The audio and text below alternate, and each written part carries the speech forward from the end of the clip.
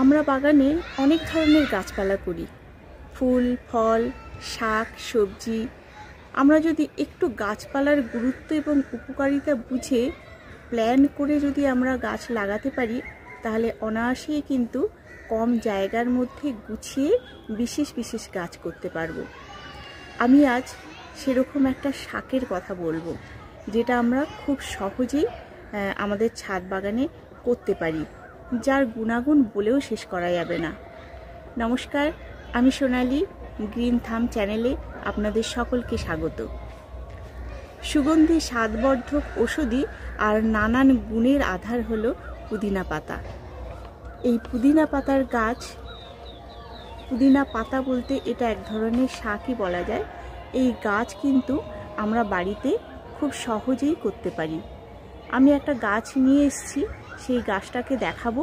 গাছটাকে মানে কিভাবে আমি কি মাটি তৈরি করছি আর কিভাবে আমি রোপণ করছি, আর সেই সঙ্গে এই যে পাতার উপকারিতা এবং এর অপকারিতা, সব দিকটাই আমি আপনাদের সামনে তুলে ধরব। আমি একটা পুদিনা পাতার গাছ নিয়ে এসেছি সামনে বাজারের কাছে একটা দোকান থেকে। আমার পুদিনা গাছ ছিল, কিন্তু গাছটা একটু অযত্নের ফলে গাছটা মারা গেছে। কিন্তু এটা এমন একটা গাছ যে গাছটাকে কিন্তু আমরা বাগানে সবসময় আমাদের রাখতে হবে। এটা খুব প্রয়োজনীয় একটা গাছ। এই গাছের জন্য মাটিটা কি তৈরি করব?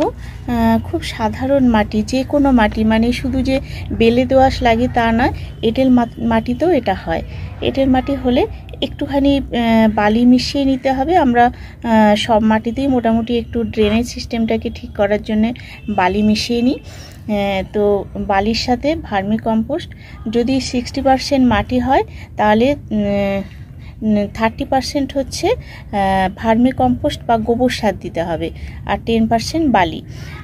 আর দিতে হবে কিছুটা পরিমাণে 2 চামচ, এই গাছের জন্য 2 চামচ পরিমাণে সর্ষে খোল আর 2 চামচ হাড় গুঁড়ো। ব্যাস, এর কিন্তু এইটুকুই চাহিদা। বসানোর সময় এর থেকে আর বেশি কিছু দিতে হবে না। তো এইভাবে আমি গাছটাকে বসিয়ে দিলাম। বসিয়ে দিয়ে এর চারদিক থেকে মাটি দিলাম। এবার বলি, এই গাছ নয় ভীষণভাবে মানে রুট ছড়ায়, সেই জন্য একটু আমি খেলানো একটা গামলাতে দিলাম। এইরকম খেলানো গামলায় কি হয়, এর রুটটা চারিদিকে বিস্তার করতে পারবে খুব ভালো করে। আর এর কাটিং থেকে এইভাবে ডাল কেটে, মানে এই ডাল থেকে এটা একটু ভালো করে ভিজিয়ে দিয়ে যখন নরম হয়ে যাবে, এখনই আমি ভিজিয়ে দিচ্ছি, কারণ আমার মাটি দেয়া হয়ে গেছে মোটামুটি। ভালো করে ভিজিয়ে দিলাম।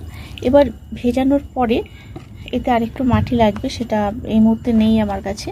তো এটা ভালো করে ভেজানোর পরে শিকড়গুলো যখন নরম হয়ে যাবে, এখান থেকে আলতো করে টান দিলে শিকড় সমেত, মানে এর যে শাখারগুলো বেরোয়, সেই শাখার থেকে আমরা নতুন চারা তৈরি করতে পারি, কিংবা ডাল কেটেও আমরা চারা তৈরি করতে পারি।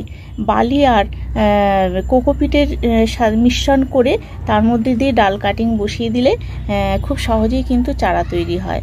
আর বীজ থেকেও চারা তৈরি করা যায়, কিন্তু বীজ থেকে চারা তৈরি করলে একটু বেশি সময় লাগে গাছ হতে।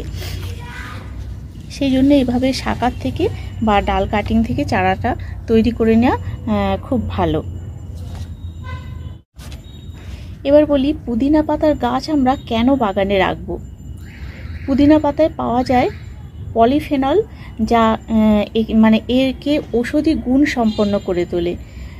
হাঁপানি, পেটের গোলমাল সারাতে এটা একটা বিশেষ উপকারী গাছ।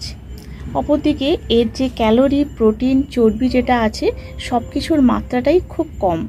Vitamin A, C, B complex প্রভৃতি আর কি পুদিনা পাতা থেকে পাওয়া যায়, যা ত্বকের যত্নে ও রোগ প্রতিরোধ ক্ষমতা বাড়াতে কিন্তু অত্যন্ত জরুরি একটা উপাদান। এছাড়া এই পাতায় মেলে আয়রন, পটাশিয়াম, ম্যাঙ্গানিজ এবং বিভিন্ন আরও উপাদান, যেগুলো রক্তে হিমোগ্লোবিনের মাত্রাটাকে বাড়িয়ে তোলে এবং মস্তিষ্কের কার্যক্ষমতা বাড়ায়। শুধু তাই নয়, হজমের গোলমাল হলে, হাঁপানিতে, মাথা ব্যথায় ত্বকের যত্নে, দাঁত ও মাড়ির সুরক্ষায়, স্মৃতিশক্তি বৃদ্ধিতে এর তুলনাহীন উপকারিতা ভাষায় বর্ণনা করা যাবে না। তবে অবশ্যই একটা কথা মনে রাখতে হবে যে প্রয়োজনের থেকে বেশি পরিমাণ কিন্তু খাওয়া উচিত নয়। খেলে কিন্তু এর উপকারের থেকে অপকারটা বেশি হতে পারে। আর এর পরিচর্যাটাও খুব সহজ। এই যে একবার খাবার দিয়ে দিলাম, এরপর 1.5 থেকে 2 মাস পরে আরেকবার একটু মিক্স সার দিয়ে দিলেই হয়ে যায়।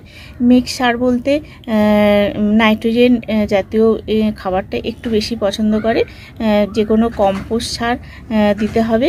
তার সঙ্গে সর্ষে খোল, হাড় গুঁড়ো, শিংকুচিও দেওয়া যেতে পারে। আর যে কোনো লিকুইড ফার্টিলাইজার, ধরুন কলার খোসা ভেজানো জল, যা আমরা অন্যান্য গাছপালার ক্ষেত্রে দিই, সেগুলো এর ক্ষেত্রে সবই দেওয়া যায়।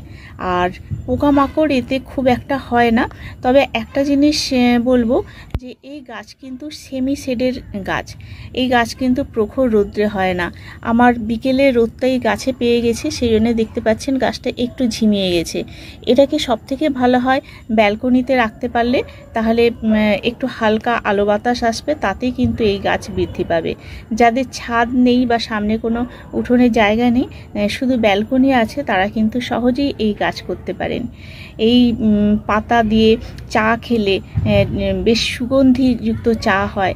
আর তাছাড়া চা পাতার সঙ্গেও কিন্তু এইগুলো পাওয়া যায়। পেপারমিন্ট বা স্পিয়ারমিন্ট যেটা বলা হচ্ছে আর কি, এর ইংলিশ নাম, সেই দিয়ে চা খেলে কিন্তু এর গন্ধটা খুব সুন্দর।